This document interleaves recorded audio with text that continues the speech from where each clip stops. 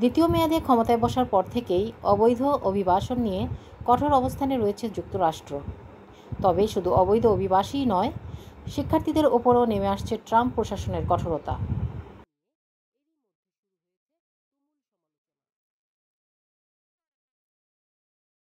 গত এক মাসে বিদেশি শিক্ষার্থীদের ভিসা ও আবাসনের অনুমতি পত্র বাতিলের কার্যক্রম ব্যাপক হারে জোরদার করেছে ট্রাম্প প্রশাসন।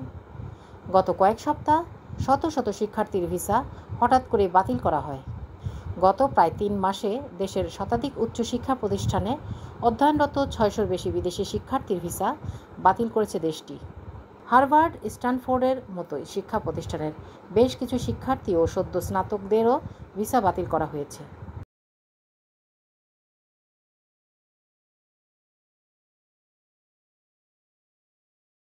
এই ভিসা বাতিল শুধু ফিলিস্তিনকে সমর্থন বা রাজনৈতিক কারণে হচ্ছে না, বরং ছোটখাটো অপরাধেও শিক্ষার্থীদের বিরুদ্ধে কঠোর ব্যবস্থা নিচ্ছে যুক্তরাষ্ট্র। যুক্তরাষ্ট্রের শিক্ষা সংক্রান্ত অনলাইন সংবাদ পোর্টাল ইনসাইড হায়ার ইডির বরাত দিয়ে এক প্রতিবেদনে বলা হয়, গণপরিবহনের টিকিট না কেটে ওঠা বা সড়কে নির্ধারিত গতিসীমার চেয়ে জোরে গাড়ি চালানোর মতো অপরাধেও ভিসা বাতিলের ঘটনা ঘটেছে।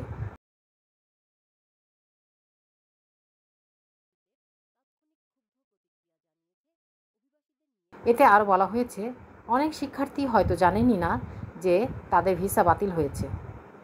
এসব প্রতিষ্ঠানের কর্মকর্তারা জানিয়েছেন, এই পদক্ষেপ নেওয়ার আগে সরকারের পক্ষ থেকে তাদের সঙ্গে কোনো যোগাযোগ করা হয়নি। এমনকি এখন পর্যন্ত যুক্তরাষ্ট্রের অভিবাসন কর্তৃপক্ষের কাছ থেকে এ বিষয়ে কোনো নথি পাননি তারা। গত কয়েকদিনে বিভিন্ন বিশ্ববিদ্যালয়ের বিবৃতি থেকে জানা গেছে, ফেডারেল অভিবাসন রেকর্ড হালনাগাদ হওয়ার পরই কেবল এসব ভিসা বাতিলের তথ্য জানতে পারছে এই প্রতিষ্ঠানগুলো। ট্রাম্প প্রশাসনের পক্ষ থেকে আন্তর্জাতিক শিক্ষার্থীদের ওপর নজরদারি বাড়ানোর অংশ হিসেবে এই পদক্ষেপ নেওয়া হচ্ছে বলে মনে করা হচ্ছে।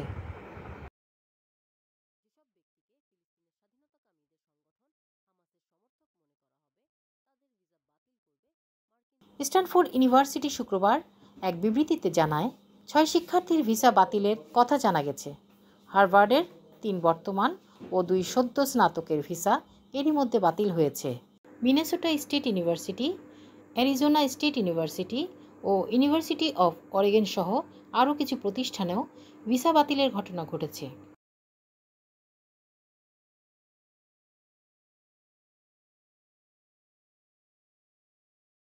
স্টেট ডিপার্টমেন্ট ও Immigration and Customs Enforcement ICE এর কর্মকর্তারা এ বিষয়ে মন্তব্য করতে রাজি হননি।